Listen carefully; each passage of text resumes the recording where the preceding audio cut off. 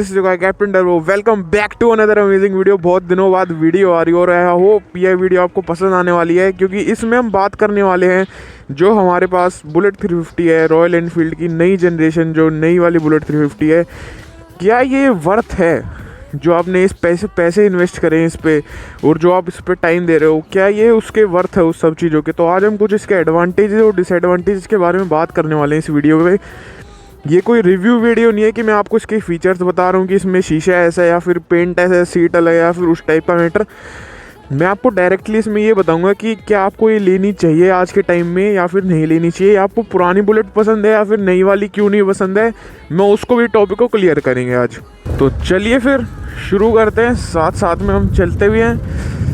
तो जो ये वाली जो जनरेशन है बुलेट 350 की, ये आई थी 2023 में लास्ट के टाइम के आसपास, सितंबर नवंबर के आसपास। और उसी टाइम के आसपास हमने ये वाली बाइक परचेज़ भी की थी।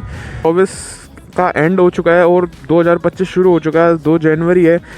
इस बाइक को ऑलमोस्ट 1 साल से ऊपर हो चुका है, 1 महीना ऊपर हो चुका है।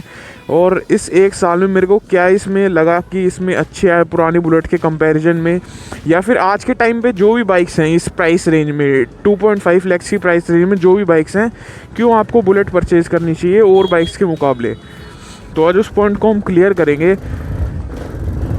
एक तो देखो, पहला जो पॉइंट आता है हमारा एडवांटेज नई बुलेट 350 का, वो आती है इसकी पावर। बुलेट 350 में पुरानी वाली बुलेट के मुकाबले पावर इंक्रीज है। बेशक स्पेक्स थोड़े आसपास ही हैं, 1-2 हॉर्स पावर का गैप है, पर जो पावर है उसका सिग्निफिकेंट आपको पिकअप में इंक्रीज मिलेगा। देखो, जैसे पुरानी वाली बुलेट में इतना नहीं वो खींच सकती थी, इसमें इंक्रीज है पिकअप में और पावर में, जो आपको फील होता है, चलाते फील होता है। एक बार आप ओल्ड वाली चलाओ और एक बार न्यू वाली चलाओगे तो आपको मेजर गैप फील होएगा पावर के अंदर।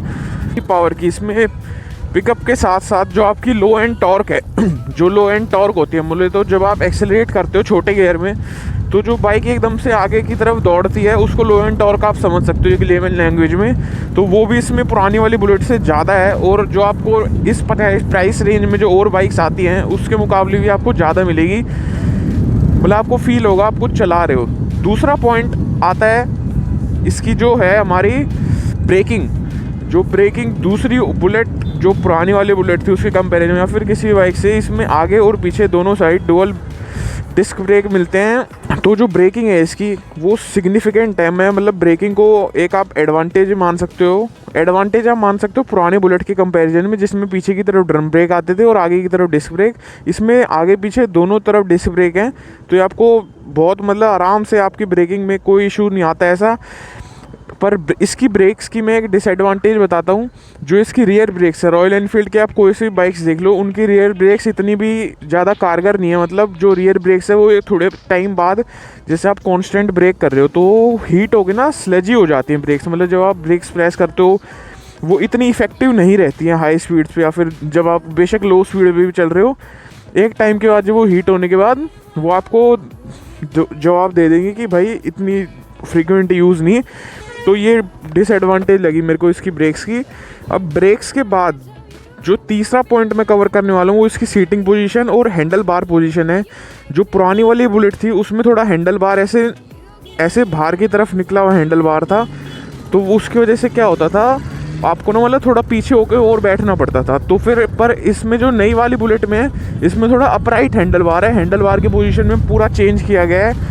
देखो, जैसे इसमें हम ऐसे पीछे होकर बैठ सकते हैं और आगे होकर क्राउच करके बैठ सकते हैं, जैसे स्पोर्ट्स बाइक वगैरह में क्राउच होकर बैठते हैं, तो ये उसमें भी अच्छी एक्सपीरियंस देती है। अब देखो 60 की स्पीड पे हम 5th गियर पे हम अगर चल रहे हैं तो उसमें भी आपको सिग्निफिकेंट पिकअप मिलता है। तो यही मैं पावर का पॉइंट प्रूव कर रहा था कि पावर इसमें बहुत तगड़ी पावर दी गई है उस प्राइस रेंज और इंजन के साइज़ के हिसाब से। एक जो डिसएडवांटेज मेरे को लगता है कि बुलेट जो है, माना मैंने इसका वेट बहुत ज़्यादा है, अप्रॉक्स 200 kgs के आसपास है, पर इस लेवल के आसपास भी जाके जो 350 cc की जो बाइक्स होती है उनका टॉप एंड थोड़ा ज़्यादा होना चाहिए था। जैसे अब ये टॉप कर जाती है 115-117 के आसपास इसकी टॉप स्पीड होती है। मेरे को लगता है ऐसा कि इसमें जो 6th गियर है वो पूरा इसमें चल नहीं पाता, या तो इसका इंजन ऐसे ट्यून किया गया है या फिर ECU ऐसे रीमैप है कि वो उस स्पीड पे इतने तक ही जाएगा। तो 115-17 के बाद है ना, मतलब जान छोड़ देता है, जबकि हमको फील होता है कि इंजन में और भी पावर है और खींच सकता है। तो एक मेरे को इसका ये लगता है, जो मतलब मेरे लिए ठीक है, मेरे को इतना हाई स्पीड चलाना नहीं होता है, खासकर सिटी वगैरह में और इस सब में, और हाईवेज़ वगैरह हो गए उनकी अलग बात है, उन पर कम लगता है। तो सिटी के लिए तो ये बेस्ट बाइक है इस स्पीड लिमिट के हिसाब से। जिन लोगों को ज़्यादा इतना एक्स्ट्रा तेज़ भगाने का और वो सब कट वगैरह मारने का मैं तो बिल्कुल भी सजेस्ट नहीं करता हूँ आप सिटी में ये सब हरकतें करो। ये एक फिर अलग टाइप के लोग कहलाए जाते हैं जो ये सब काम करते हैं। तो उस हिसाब से तो इसमें बहुत ज़बरदस्त जो पावर और स्पीड दे रखी है वो है, तो वो उसको सब हर एक बंदे के लिए वो एडवांटेज डिसएडवांटेज अलग अलग हो सकते हैं। कोई उसको एडवांटेज मान ले, कोई उसको डिसएडवांटेज, तो उसमें हम कुछ कह नहीं सकते हैं। बाकी अब हम प्रूव करेंगे इसमें कि ये 2.5 लाख के वर्थ है या नहीं। देखो आज के टाइम पे अगर आप सोचने बैठो कि आपको एक बाइक लेनी है और आपका बजट 2 से 2.5 लाख या 3 लाख तक का बजट है, अगर आप एक बिगनर बाइक ले रहे हैं, ऑफकोर्स जैसे बुलेट 350 सीसी इंजन के सीरीज़ में आ रही है, इसके ऊपर जाते हैं तो आप 650 सीसी आ जाती है रॉयल इनफील्ड की, या फिर जो बाकी बाइक्स की हो जाती है जैसे ट्रियम्फ वगैरह की जो हायर सीसी बाइक्स है, डेटोना वगैरह, या फिर RRRS वगैरह, या फिर जो लीडर क्लास मोटरसाइकिल्स आ जाती है 1000 सीसी। तो उनके कंपैरिजन में एज अ बिगनर बाइक, क्योंकि आजकल जो इंडिया में जो लोअर सीसी बाइक्स हैं वो ज़्यादातर स्प्लेंडर होगी, पैशन प्लस होगी, जो 150 मैक्स टू मैक्स 150 या 175 सीसी तक जाती हैं, 200 सीसी तक चली जाती है मैक्स टू मैक्स। तो वहीं पे जहाँ पर आप एक 200 सीसी की KTM या फिर और कोई सी बाइक परचेज़ कर रहे हो, वहाँ पे आपको 350 सीसी का इंजन मिल रहा है with good torque, with good power, जो आपको आराम से सिटी में ट्रैवल करने में हेल्प कर सकता है। तो जो रेगुलर ट्रैवल करने वाला बंदा है उसके लिए तो ये बहुत बढ़िया बाइक है, बिल्कुल बढ़िया पोजीशन है इसकी बैठने की, और उन सब के मुकाबले जैसे हमने बात करी थी बाकी बाइक्स के कंपैरिजन में। अब हम इसका मेन पॉइंट पकड़ते हैं, जो किसी भी बंदे को कम्यूट करते टाइम या फिर कहीं से इधर से उधर जाते टाइम जो मेन पड़ता है कि इसका फ्यूल का खर्चा कितना आता है। देखो इसकी माइलेज आपके चलाने के ऊपर डिपेंड करेगी। अगर आप थोड़ा अग्रेसिव चलाओगे या थोड़ा एक्स्ट्रा थ्रोटल प्रेस कर करके चलाओगे तो वहाँ पे माइलेज आपकी ऑफकोर्स कम आनी है। उस केसेस में अगर आपका ऊपर से साइलेंसर वगैरह चेंज करवा देते हो तो उसका भी माइलेज पे इफेक्ट पड़ता है और वो माइलेज कम कर देता है। अगर आप साइलेंसर चेंज करके थोड़ा एग्रेसिव राइड करते हो तो इसकी ये माइलेज आपको मिनिमम टू मिनिमम आपको 22 से 23-25 की माइलेज देगी। और अगर आप proper max to max 60 to 80 की स्पीड्स में चलाते हो और मतलब एक्स्ट्रा ऐसे रेस दे देके एक्सेलरेट करके नहीं चलाते हो तो ये आपको आराम से 30 तक की माइलेज दे देगी। मेरे पास कई लोगों के कमेंट्स आते हैं कि वो 30, 35, 40 तक की माइलेज निकाल रहे हैं, तो मेरे को तो पता नहीं वो इतनी एक्स्ट्रा माइलेज कैसे निकाल पा रहे हैं, क्योंकि या तो वो चलाते 40 या 50 तक होंगे या फिर क्या कुछ कर रहे हैं। अगर आप लोग भी वीडियो देख रहे हो और आपकी बाइक भी 40 तक की एवरेज दे पा रही है तो एक बार कमेंट सेक्शन में मेरे को भी बता दो, बुलेट खासकर, कि आप इतनी माइलेज कैसे निकाल पा रहे हो। और बाकी आज सुबह सुबह दिल्ली का मौसम ऐसा था, अभी आप मानोगे नहीं, अभी आपको ऐसा लग रहा होगा सुबह के 7-8 बजे में, क्योंकि सब तरफ ऐसे हल्की हल्की धुंध सी है और सूरज का तो नामो निशान ही नहीं है। अभी स्पीड कैमराज पर, वैसे स्पीड कैमराज का इफेक्ट होता नहीं है बाइक पे, जहाँ तक मेरे को पता है कि बाइक की नंबर प्लेट कैप्चर नहीं करते हैं, और वैसे भी मेरे को एवरेज इनका पता था कि 50 तक का ही कैप्चर करते हैं। तो अभी आप मानोगे नहीं, अभी 12 o'clock हो रहे हैं दिल्ली में और ये यहाँ का मौसम हो रहा है अभी 2 जनवरी के दिन, मतलब ज़बरदस्त। और ये लाइट रेड हो चुकी है 110 सेकंड। तो यहाँ पे हम थोड़ी बात कर लेते हैं वापस से बाइक के बारे में। तो अभी तक मैंने आपको इसकी एडवांटेज भी बताई है और 1-2 डिसएडवांटेज बताई है।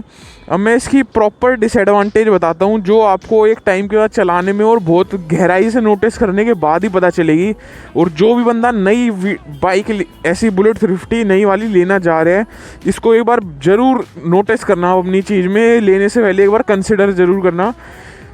पहला पॉइंट है, पुरानी वाली के कंपैरिजन में इसकी माइलेज कम देती है। ये पुरानी वाली बुलेट ज़्यादा माइलेज देती थी, पर इसमें जो एक्सेलरेटर है, जो ECU वगैरह ऐसे रिमैप किया गया है, वो सडन थ्रोटल ले पाए और टॉर्क जनरली हायर प्रोड्यूस करता है। तो ये माइलेज उसके कंपैरिजन में हमेशा कम ही देगी, ज़्यादा एक्स्ट्रा माइलेज इससे आप एक्सपेक्ट मत करो अगर आप तेज़ चलाते हो तो। दूसरा इशू मैं आपको बताता हूँ, जैसे मैंने आपको इसके ब्रेक्स बताए थे वो हल्के स्पॉन्जी फील होते हैं, ऐसे ही मेरे को एक्सेलरेटर के साथ इशू आता है जैसे आप मान लो आपने 1.5-2 घंटे की लॉन्ग राइड की, या फिर आप कहीं से आए 1.5-2 घंटे चला के बाइक को, आपने 25-30 किलोमीटर बाइक चलाई, उसके बाद एक टाइम के बाद जब इंजन हीटअप हो जाता है, होने के बाद इंजन के जब आप एक्सेलरेटर देते हो ना, तो आपको जो एक्सेलरेटर जो क्रिस्प होता है ना, बिल्कुल देते एक्सेलरेटर पावर प्रोड्यूस हो रही है, वो एक फील होना बंद हो जाता है। एक्सेलरेटर हल्का सा ऐसे लगता है कि जैसे वो ज़बरदस्ती चल रहा है। तो मैं ये सजेस्ट करूँगा कि अगर आप लेते हो तो 1.5-2 घंटे के बाद इसको मिनिमम टू मिनिमम 2-4-5 मिनट का गैप ज़रूर देना बीच में, रेगुलर कंटिन्यू करने की बजाय। हर 1.5-2 घंटे में लॉन्ग राइड की इसको थोड़ा सा ब्रेक ज़रूर देना, क्योंकि इसकी इतनी लंबे टाइम तक चलने के बाद, इंजन हीट अप होने के बाद, एक तो इसकी आवाज़ भी बदल जाती है बिल्कुल साइलेंसर की, मतलब हल्की सी ना वैसी आवाज़ आने लग जाती है कि भाई अब रेस्ट मांग रही है।